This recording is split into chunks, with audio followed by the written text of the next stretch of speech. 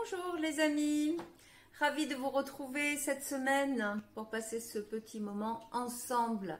Alors vous vous rappelez, la fois dernière j'évoquais les chakras mineurs et leur importance, et en l'occurrence un chakra mineur qui est pour moi fondamental de par mon ancienne profession.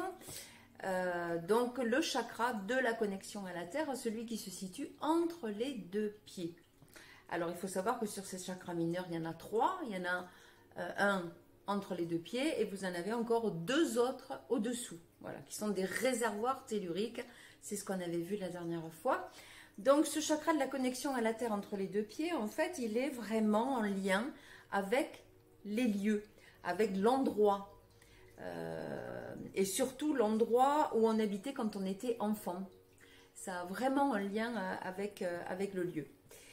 Donc, ce chakra est important à nettoyer pour plusieurs raisons. Imagine que tu sois quelqu'un qui ait beaucoup déménagé dans ta vie, ou que tu as vécu dans beaucoup de pays, parce que tu étais enfant de militaire, ou de choses comme ça, ou d'expatrié. Et donc, que ramènes-tu avec toi? Eh bien, tu vas ramener des mémoires, des endroits où tu as vécu quand tu étais enfant. Alors, ça peut être des mémoires positives, hein, avec des super souvenirs, ou l'endroit où tu te sentais très bien dans cet endroit. Mais tu peux ramener aussi des mémoires négatives, des mémoires où tu te sentais pas bien, où tu étais pas bien dans l'endroit où tu vivais, où il y avait une barrière de la langue, ou voilà, tu peux avoir ramené pas mal d'énergie à la fois négative, positive, et qui vont s'inscrire en fait dans ce chakra. Donc qu'est-ce que ça peut faire sur du long terme? Eh bien, ça peut avoir une influence sur l'endroit dans lequel tu vis maintenant. Est-ce que je me sens bien dans le lieu que j'habite? Est-ce que je me sens bien dans cette maison? Mais est-ce que je me sens mal en fait dans la plupart des maisons dans lesquelles j'habite? Je n'arrive pas à m'ancrer, je n'arrive pas à m'enraciner quelque part. Je n'arrive pas à me sentir bien dans aucun endroit vraiment. Voilà, je ne suis pas épanouie dans ma maison. Voilà, il y a tout ça, c'est vraiment un travail à faire de nettoyage de ce chakra, parce qu'il est rempli de ces anciennes mémoires, qu'elles soient positives, parce que du coup, ça te fait regretter le fait d'être là et pas là où tu étais avant, ou négatives, parce que justement, le contraire, tu n'étais pas bien avant, et que tu ramènes ces mémoires, et qu'elles viennent parasiter, en fait, l'endroit dans lequel tu vis actuellement. Donc ça, c'est ce qui va te concerner toi directement. Mais n'oublie pas que dans les mémoires que tu possèdes, tu as également toutes tes mémoires ancestrales. Super important. T'es pas arrivé qu'avec ton petit machin. Non, non, t'arrives avec le wagon, tu vois. T'arrives avec, hop, tout ce que les ancêtres t'ont refilé, qui n'ont jamais travaillé, parce qu'à l'époque, on ne travaillait pas sur tout ça. Et que c'est notre génération qui démarre ce travail de nettoyage, et c'est pas fini. Donc tout ce qu'on va nettoyer nous, nos ancêtres en seront libérés, et nos futures générations auront beaucoup moins de choses à faire.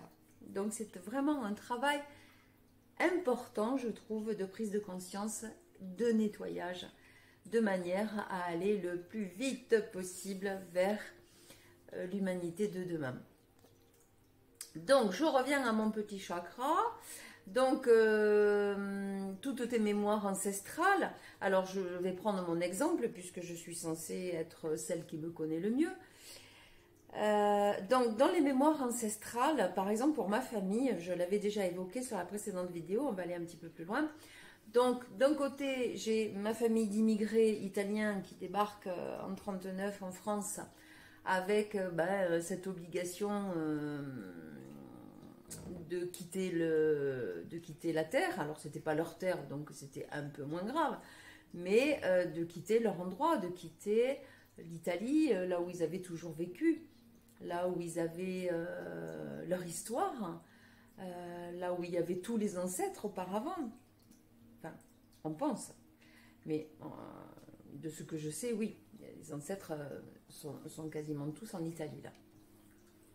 Donc il y a un déracinement. Même si quelque part il était volontaire et que on pouvait penser qu'en allant ailleurs ce serait mieux, que on pourrait être plus libre, etc.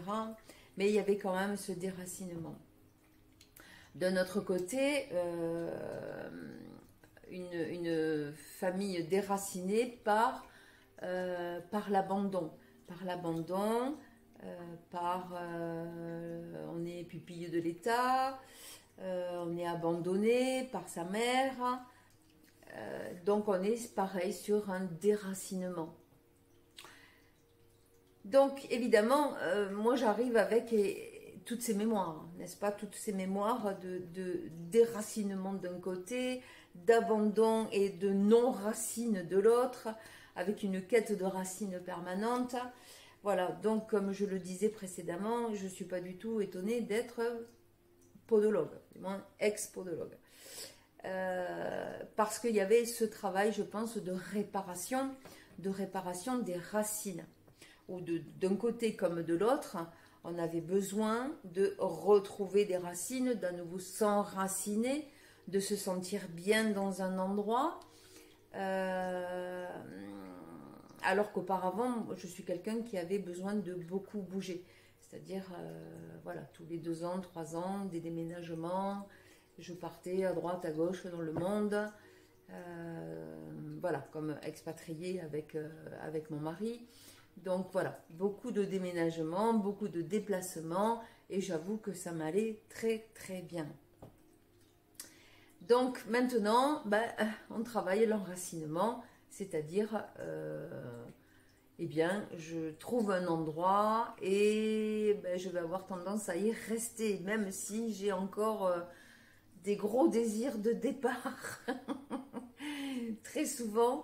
Mais voilà, donc vraiment, c'est ma réparation que de travailler les racines et l'ancrage. Donc du coup, il me vient une question pour toi. Est-ce que toi, tu as établi un lien entre la profession que tu exerces et tes histoires de mémoire, de lieux? Tes histoires ou de mémoire en général, peu importe, que ce soit tes propres mémoires ou les mémoires de tes ancêtres. Est-ce que tu as établi un lien entre ces mémoires que tu peux avoir et l'histoire de la famille que tu peux connaître ou pas connaître? Mais est-ce que tu as établi le lien? Pourquoi tu fais la profession que tu exerces? Ça, c'est une question super intéressante. Bon, écoute, je te laisse cogiter. Si tu as des commentaires à faire, c'est génial parce que j'adore te lire. Donc, tu peux liker la vidéo si elle t'a plu. N'hésite pas à commenter et à mettre si toi, tu as trouvé le lien entre ta profession et éventuellement l'histoire de ta famille ou tes propres mémoires. Ce sera super intéressant de voir ça. Belle prise de conscience aussi. Et puis, donc si tu likes et que tu commentes, c'est super pour l'algorithme. Et moi, ça me fait avancer. Tu peux t'abonner aussi si tu trouves que c'est sympa. Tu peux également activer la petite clochette de notification pour savoir quand est-ce que je sors des vidéos. En général, c'est tous les dimanches.